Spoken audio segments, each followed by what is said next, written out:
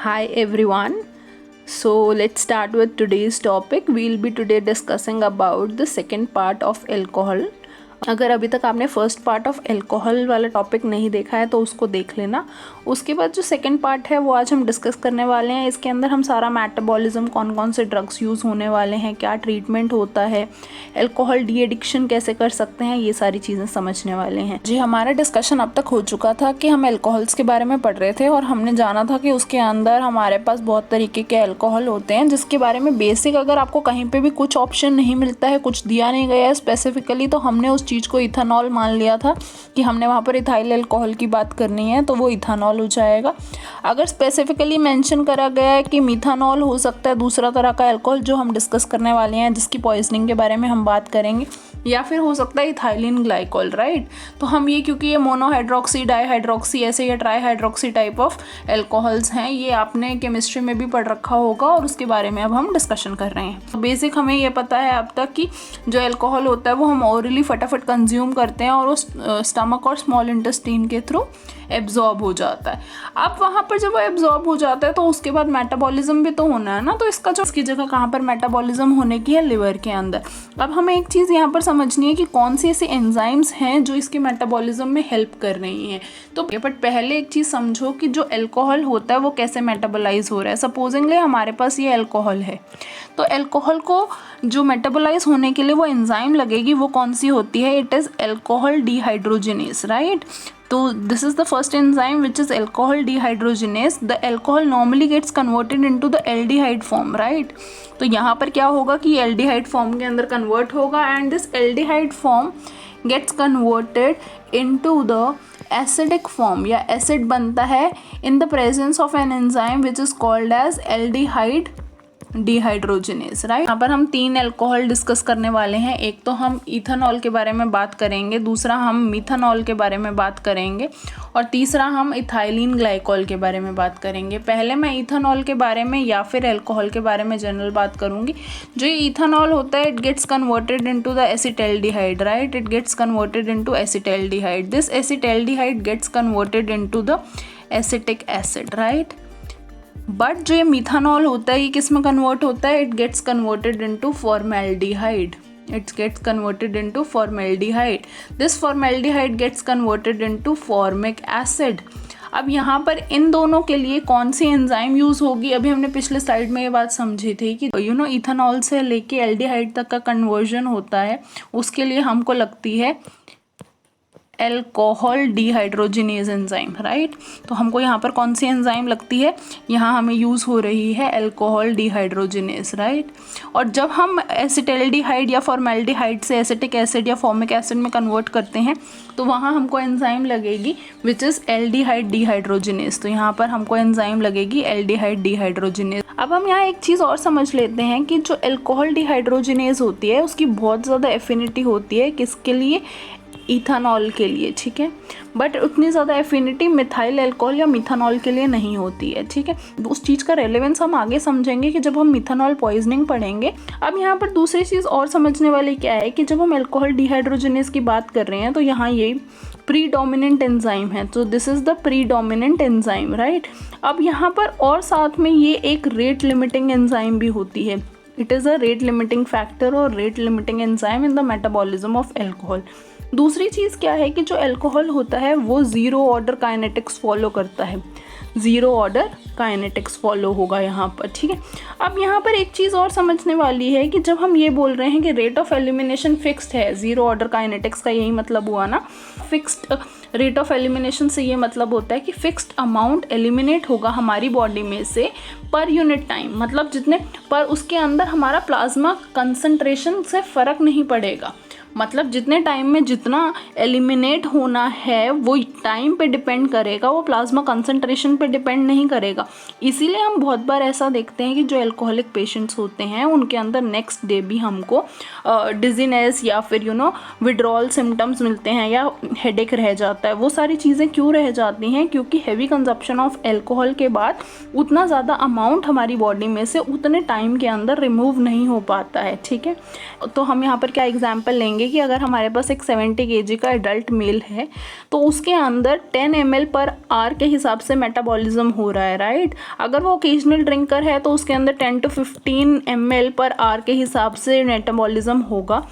And दूसरी चीज़ हमें यहाँ पर ये भी समझ लेनी है कि जो कन्वर्जन होता है एसिटाल्डिहाइड टू एसिटिक एसिड वो बहुत जल्दी होता है, ठीक है। एसिटाल्डिहाइड से एसिटिक एसिड का कन्वर्जन बहुत जल्दी होता है। क्यों जल्दी हो रहा है? क्योंकि जो एल्डिहाइड डिहाइड्रोजिनेज एंजाइम है that acts very rapidly on liver, ठीक है। लिवर पे बहुत जल्दी काम करती है ये एल्डिहाइड डिहाइड्रोजिनेज, ठीक है। तो ये चीज़ें अब तक हमने बेसिक जो थी समझ ली मेटाबॉलिज्म के बारे में। ये जो दोनों एंजाइम होती हैं अल्कोहल डिहाइड्रोजिनेज और एल्डिहाइड डिहाइड्रोजिनेज, ये क्या शो करती हैं? दीज शो जेनेटिक पॉलीमॉर्फिज्म, ठीक। तो अब इसकी वजह से क्या होगा? क्योंकि यहाँ पर जेनेटिक पॉलीमॉर्फिज्म है तो there can be increased accumulation of aldehyde, या फिर कुछ लोगों के अंदर इंटॉलरेंस भी हो सकती है। कुछ इंडिविजुअल्स के अंदर जब वो अल्कोहल कंज्यूम करते हैं तो हो सकता है उनका जो मेटाबॉलिज्म है वो उसको सस्टेन ना कर पाए, ठीक है। अल्कोहल, हमने स्टार्टिंग में हमें एक बात पता है कि alcohol is a CNS depressant. अगर डिप्रेसेंट है तो हमें कौन से चैनल्स पे काम करवाना पड़ेगा उसको, तो इसलिए ये कौन से चैनल, कौन से रिसेप्टर पे काम करने वाला है? It acts on the GABA receptor. तो इसका एक्शन बिल्कुल सिमिलर है। It acts on the GABA receptor which is link to the chloride channel which causes the hyperpolarization. तो ठीक है, इस वजह से यहाँ पर हमको डिप्रेसिव एक्शन देखने को मिलेगा या CNS डिप्रेसेंट वाला एक्शन रहेगा, ठीक है। अब क्रॉनिक इफेक्ट के अंदर हमने ये भी चीज़ पढ़ ली थी कि CNS के अंदर बहुत ज़्यादा सीवियर साइड इफेक्ट्स ये शो कर सकता है। न्यूरोटॉक्सिसिटी हो सकती है, डिमेंशिया हो सकता है। In severe cases of the patients हमको ये पता है कि हेलुसिनेशंस में पेशेंट जा सकता है, डिमेंशिया में जा सकता है। यहाँ तक एक सीवियर इफेक्ट हमें देखने को मिलता है which is called as Wernicke's encephalopathy या फिर कोर्साकॉफ साइकोसिस। तो ये भी पेशेंट्स के अंदर इस, या फिर इसको टोटल हम ये बोलते हैं वर्निकेज कोर्साकॉफ सिंड्रोम। तो ये भी अगर पेशेंट अल्कोहल की ज़्यादा कंजप्शन करता है तो उसकी वजह से हमको एक साइड इफ़ेक्ट देखने को मिलता है इन पेशेंट्स के अंदर विच इज़ वर्निकेज कोर्साकॉफ सिंड्रोम, ठीक है। और लिवर के अंदर तो सबसे ज़्यादा सीवियर इफेक्ट इसको देखने को मिल ही रहा था क्योंकि मेटाबॉलिज्म सारा का सारा या एंजाइम्स का काम सारा लिवर के अंदर हो रहा है, जिसकी वजह से सिरोसिस ऑफ लिवर मिल रहा था, ठीक है। अब हमने ये सारी जनरल ओवरव्यू पढ़ लिया कि ऐसे मेटाबॉलिज्म हो रहा है, ये यहाँ से अल्कोहल आया या इथाइल अल्कोहल मिथानॉल आया या ऐसा आया।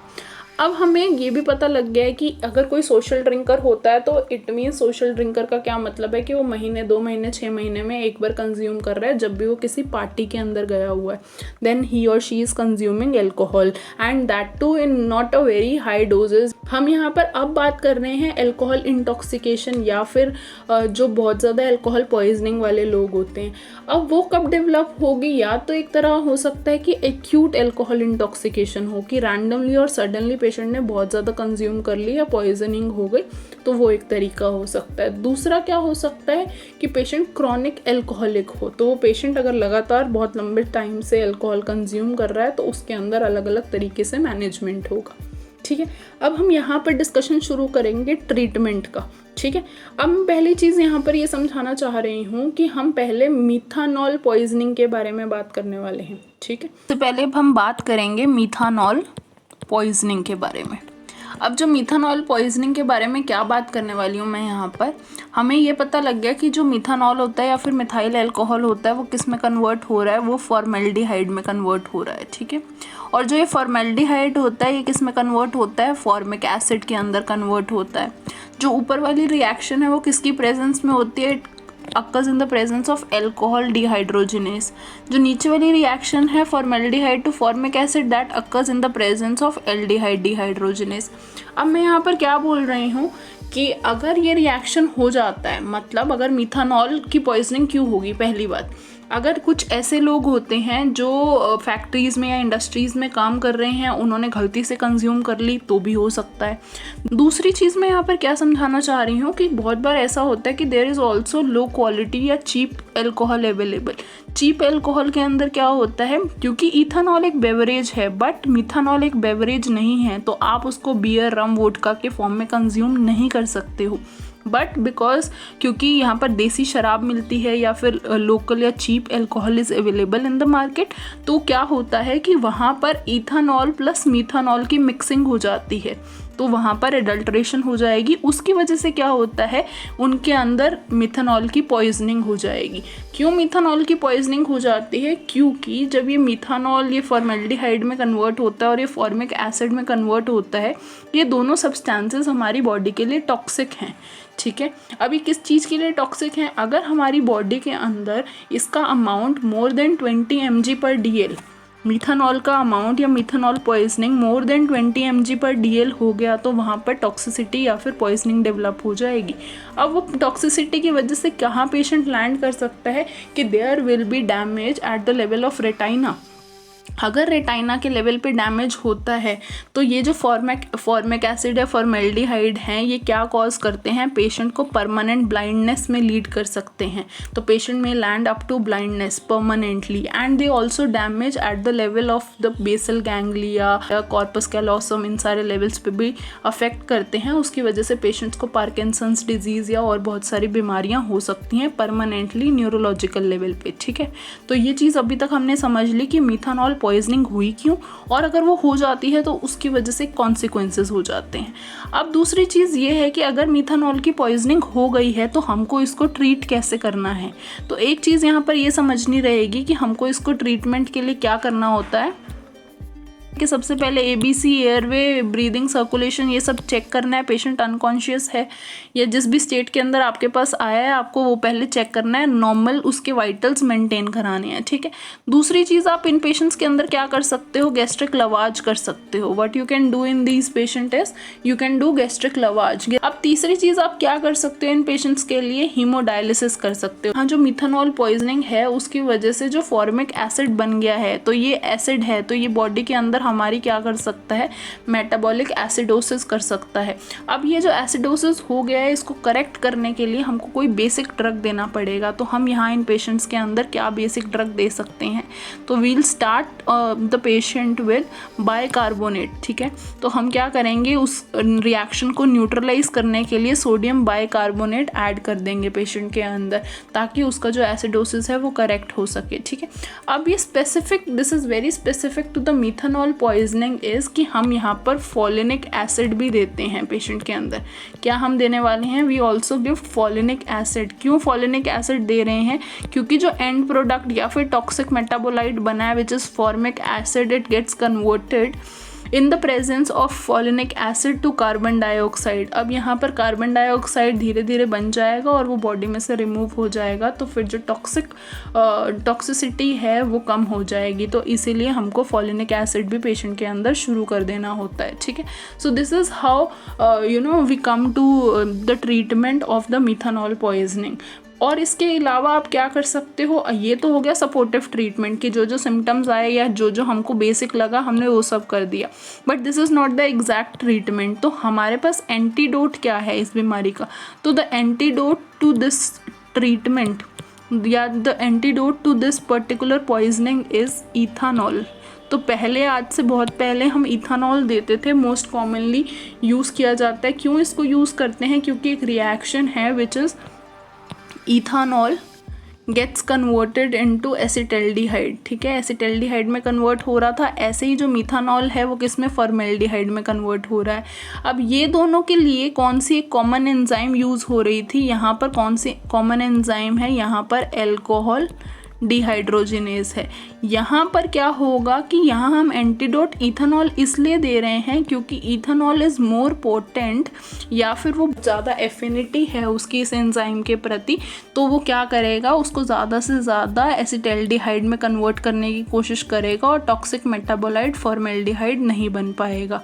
तो एक ये तरीका हो गया, बट आजकल हम उससे भी ज़्यादा स्पेसिफिक तरीके पे आ गए हैं, जिसको हमने एक और न्यू एंटीडोट निकाल लिया है मार्केट में, जिसको हमने क्या नाम दिया है, एंटीडोट है which is alcohol dehydrogenase inhibitor, है ना। अगर हम इस एंजाइम को इनहिबिट कर देंगे तो इसका ये मतलब है कि सिर्फ वहाँ पर मिथानॉल एक्यूमुलेट होता रहेगा, फॉर्मेल्डिहाइड या फॉर्मिक एसिड नहीं बन पाएगा।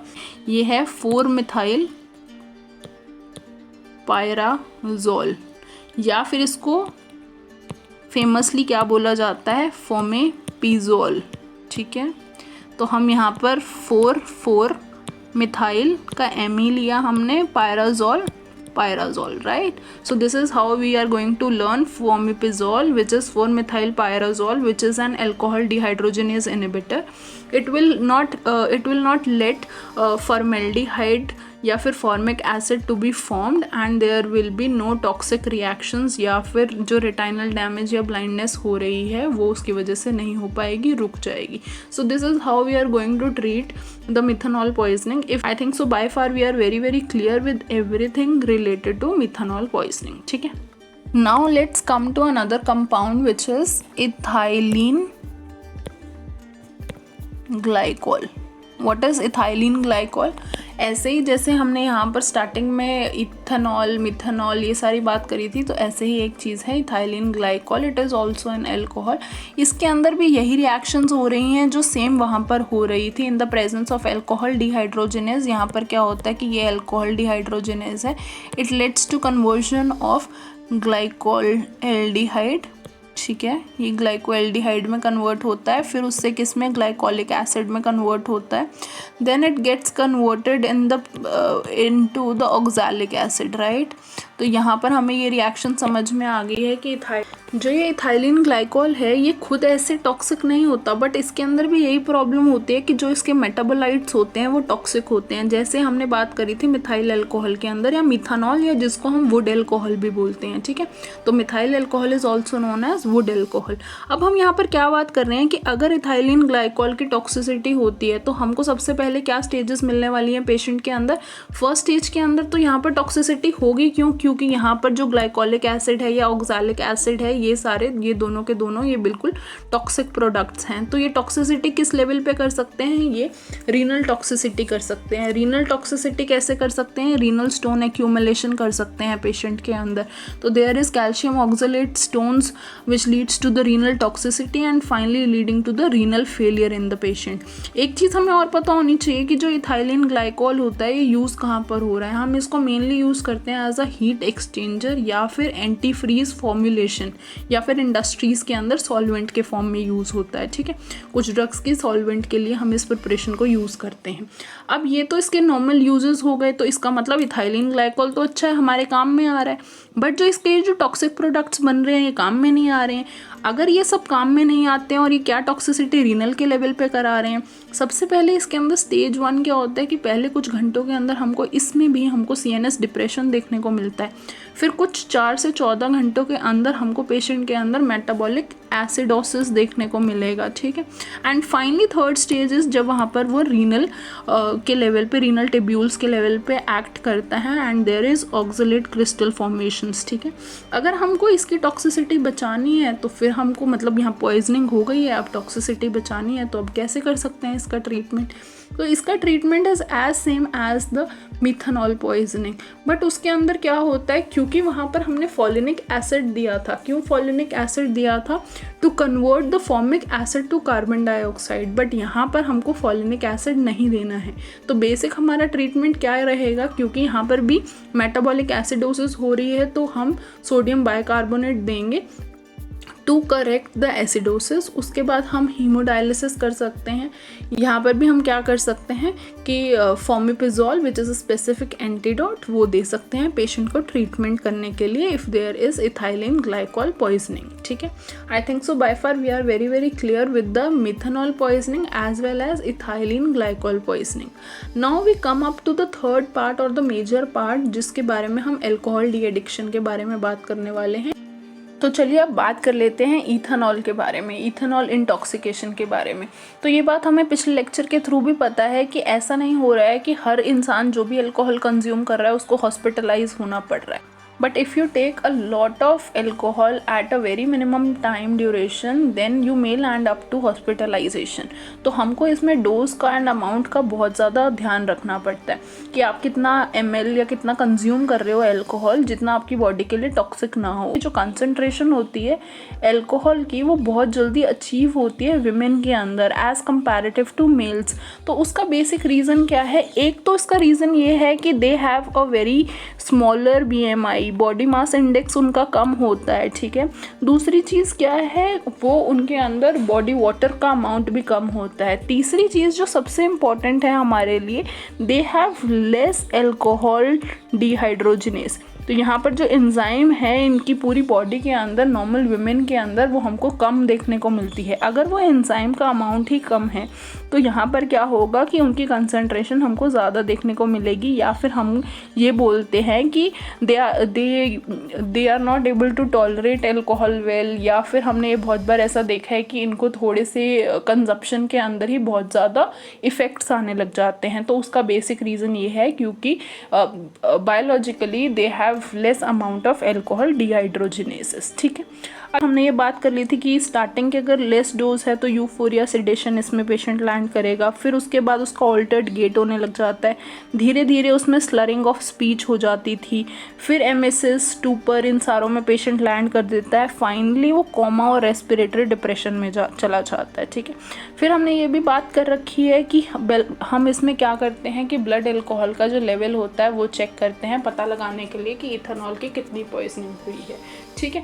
अब यहाँ पर क्या है कि एक पेशेंट नॉर्मल कंज्यूम कर रहा है तो उसके अंदर टॉलरेंस भी डेवलप हो जाएगी। टॉलरेंस का क्या मतलब होता है, सिंपल लैंग्वेज में टॉलरेंस का मतलब ये है कि अगर मैं अल्कोहल कंज्यूम कर रही हूँ, मान लो स्टार्टिंग में एक पेशेंट कंज्यूम कर रहा है 50 ml, तो उसको वो वाले जो सारे यूफोरिया इफेक्ट या फिर जो हिट होता है वो 50 ml पे आ जाए या 10 ml पे आ जाएगा। अब धीरे धीरे उसका जो इफेक्ट है वो 10 ml पे ख़त्म हो जाएगा, अब उसको वही मज़ा 20 ml पे आएगा। धीरे धीरे उसका वो मज़ा कम होता जाएगा तो हमको डोज बढ़ानी पड़ती है।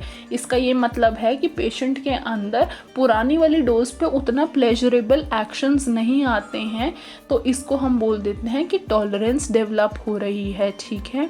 अब एक पेशेंट हमारे पास आ गया जिसको एकदम एक्यूट एल्कोहल इंटॉक्सिकेशन हुई है, तो इसके अंदर भी हम क्या करेंगे कि वही ABC मैनेज करोगे तुम, एयरवे, ब्रीदिंग, सर्कुलेशन, ये सारी चीज़ें चेक करोगे, फिर गैस्ट्रिक लवाज करेंगे हम इन पेशेंट्स के अंदर।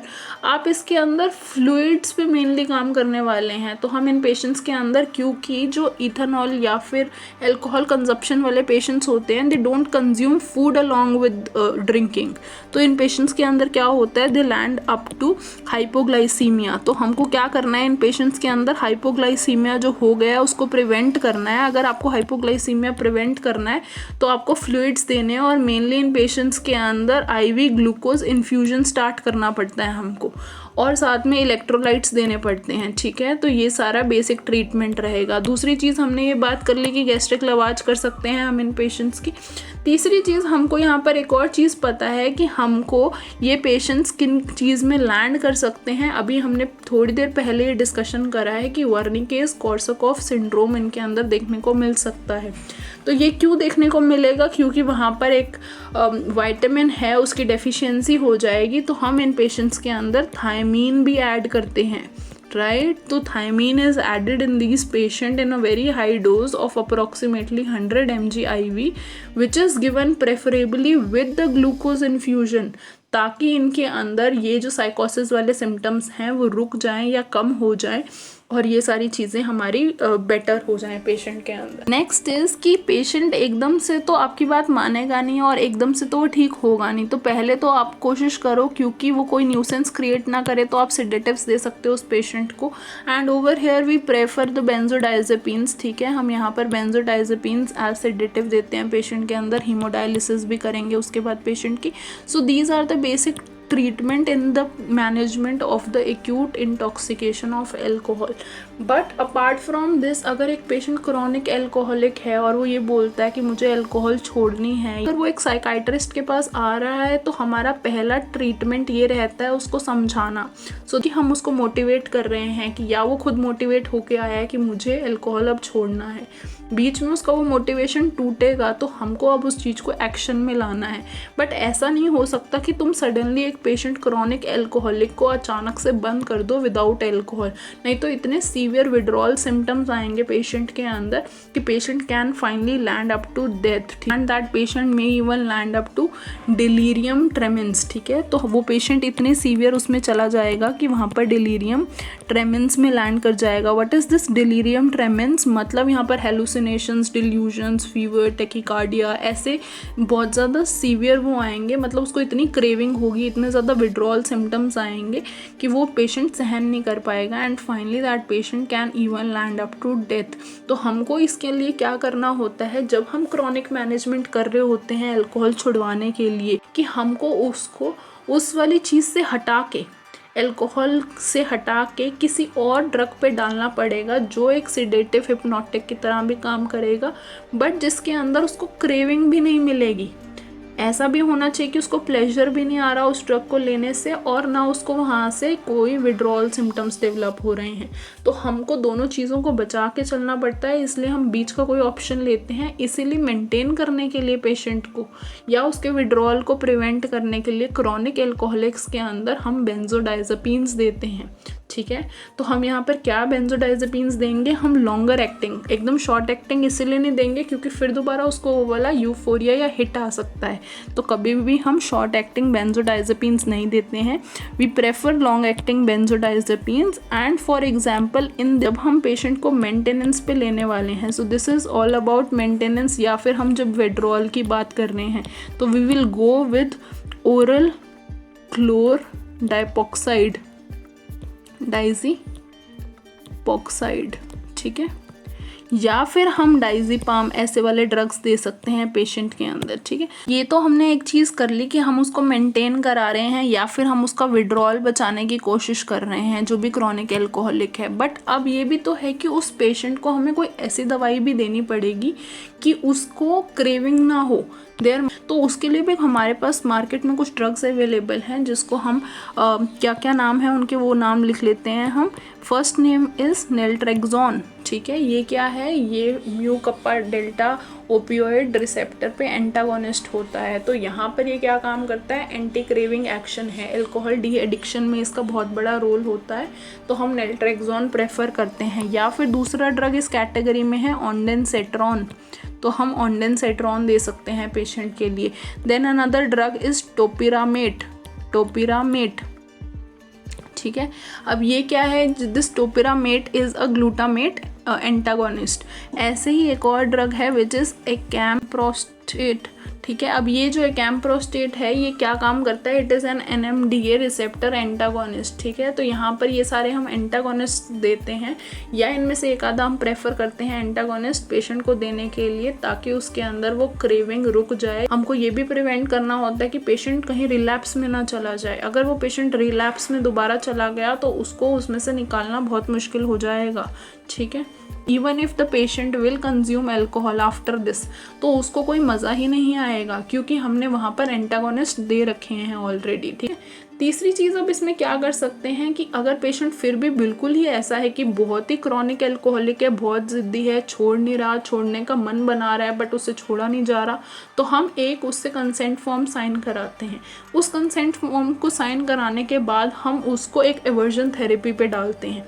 अब उस एवर्जन थेरेपी का क्या मतलब होता है कि हम वहाँ पर एक ऐसा ड्रग देने वाले हैं जिससे पेशेंट के मन में डर बैठ जाएगा, या उस ड्रग की वजह से कुछ ऐसे साइड इफ़ेक्ट हम पहले करा देंगे कि उसके पेशेंट के मन में डर बैठ जाएगा और उस दवाई को या फिर दोबारा से वो अल्कोहल को कंज्यूम नहीं कर पाएगा। ठीक है, अब हमें पता है जो इथानॉल होता है that gets converted into acetaldehyde, right, it's get converted into the acetic acid.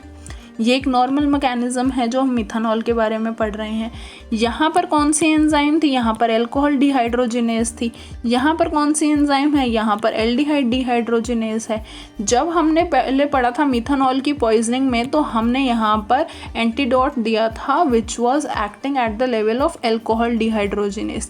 अब मैं यहाँ पर क्या करूँगी, मैं यहाँ पर एक ड्रग देने वाली हूँ विच विल इनहिबिट या enzyme which is aldehyde dehydrogenase. तो इस ड्रग का क्या नाम होगा जो हम इस थेरेपी में देंगे, it is disulfiram. It is disulfiram, या फिर it is a drug for Antabuse. Antabuse के अंदर हम क्या करने वाले हैं, अब यहाँ पर इस पेशेंट के अंदर ये वाले जो एल्डिहाइड से रिएक्शन होती थी getting converted to acetic acid, ये हमने ब्लॉक कर दी। अब उसकी वजह से क्या होगा, जो एसिटेल्डिहाइड है वो एक्यूमुलेट होता जाएगा हमारी बॉडी में। अब जो ये एसिटेल्डिहाइड होता है ये बहुत अच्छा नहीं होता हमारी बॉडी के लिए। अगर ये बहुत ज़्यादा एक्यूमुलेट हो जाता है तो ये अनप्लेजेंट इफ़ेक्ट्स या अनप्लेजेंट सिम्टम्स देता है। वो अनप्लेजेंट सिम्टम्स क्या होते हैं कि पेशेंट में nausea, vomiting, chest pain, abdominal pain, hypotension, shock और इवन डेथ तक हो सकती है। तो जब पेशेंट को इतना बुरा होने लग जाता है, अगर हम इस पेशेंट के अंदर ये डाइसल्फिराम देते हैं, उसको हम बोलते हैं कि हमने ये डाइसल्फिराम रिएक्शन करा दी। अब जब भी next time patient alcohol consume करेगा और वो डाइसल्फिराम पे होगा तो उसके अंदर ये सारे सिम्टम्स आ जाएंगे, तो अगली बारी वो पेशेंट डर की वजह से ही वो चीज़ें, वो अल्कोहल कंज्यूम नहीं करेगा। दूसरी चीज़ ये है कि जब हम डाइसल्फिराम थेरेपी देते हैं या फिर एंटाब्यूस देते हैं तो कभी भी हमको इसको क्रॉनिक अल्कोहलिक में एकदम इमीडिएटली नहीं देनी होती है। जो एकदम एक्टिव ड्रिंकर्स है या क्रॉनिक एल्कोहलिक्स हैं, अगर आप उनमें सडनली एवर्जन करोगे तो वो सडनली हाइपोटेंशन और डेथ में चले जाएंगे। ऐसी एक रिएक्शन और होती है जिसको हम बोलते हैं disulfiram like reaction. Disulfiram like reaction का क्या मतलब होता है, if aldehyde dehydrogenase gets inhibited then there will be disulfiride like reaction. मतलब और ड्रग्स भी हैं जो इस एंजाइम को इनहिबिट कर सकते हैं, तो हमें उन ड्रग्स को भी अवॉइड करना पड़ता है in chronic alcoholic patients, right. So अब हम उन ड्रग्स के बारे में बात कर लेते हैं कि तो हम इसमें लिखेंगे metronidazole, metronidazole. Another drug is griseofulvin, another drug is cephalosporins. The next drug is carbamazepine. ठीक है, तो ऐसी कुछ ड्रग्स हैं जो हमको अवॉइड करनी चाहिए किन पेशेंट्स के अंदर जो क्रॉनिक एल्कोहलिक पेशेंट्स होते हैं, नहीं तो उनके अंदर डाइसल्फिराम लाइक रिएक्शन हो जाएंगी and suddenly these patient can even land up to death. ठीक है, प्रेग्नेंट वीमेन अगर अल्कोहल कंज्यूम कर लेती है या इथानॉल कंज्यूम कर लेती है तो क्या होगा, तो पहली बात उनको कंज्यूम नहीं करना चाहिए। It is highly contraindicated in the patients who are pregnant. Why it is contraindicated, क्योंकि बच्चों के लिए अल्कोहल टेराटोजेनिक होता है। ठीक है, फीटल अल्कोहल सिंड्रोम हो सकता है बच्चे के अंदर।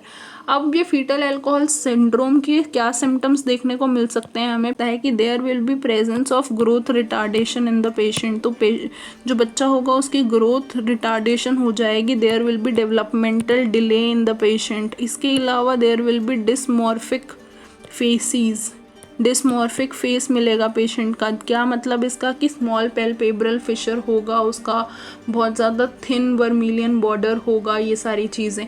उसके बाद उसका जो हेड होगा वो स्मॉल मिलेगा, माइक्रोसेफेली मिलेगी इन पेशेंट्स के अंदर। तो ये सारी चीज़ें हमें फीटल अल्कोहल सिंड्रोम डेवलप हो सकता है अगर जो मदर है वो अल्कोहल कंज्यूम कर रही है during her pregnancy, because this drug is teratogenic. तो we should absolutely avoid alcohol during pregnancy. ठीक है, I think so by far we are very clear about everything which is related to ethanol, methyl alcohol, ethylene glycol and all the poisonings and all the treatments. अगर अभी भी कोई doubt रह गया और कोई चीज़ समझ नहीं आई है तो नीचे कमेंट सेक्शन में कमेंट करके पूछ लेना। And if you like my video then please do share among your friends and please subscribe to my channel. And thank you so much for watching today's video. We'll come back with another topic very soon. Till then, bye bye, happy learning.